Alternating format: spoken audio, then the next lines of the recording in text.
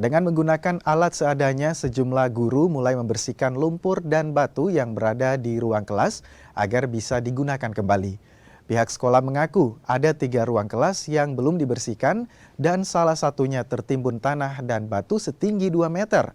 Sementara 2 ruangan lainnya terendam banjir setinggi 70 cm. Pihak sekolah mengaku telah melaporkan kepada dinas terkait, namun hingga saat ini belum ada perhatian serius. Sementara material lumpur dan batu yang berada di gedung SD Negeri 057 Papadangan harus dibersihkan menggunakan alat berat.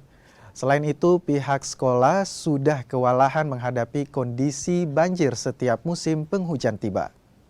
Saya waktu kejadian, saya telepon ke Kabid Ditjas, tapi berada di Mamuju, dan dia arahkan saya ke bagian sarana dan prasarana, dan waktu itu saya langsung ke sana pada hari Rabu.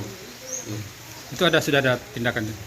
Ya, sampai saat ini ya belum ada baik dari masyarakat, pemerintah desa maupun dari pemerintah dinas pendidikan. Jadi yang sedang membersihkannya dari mana?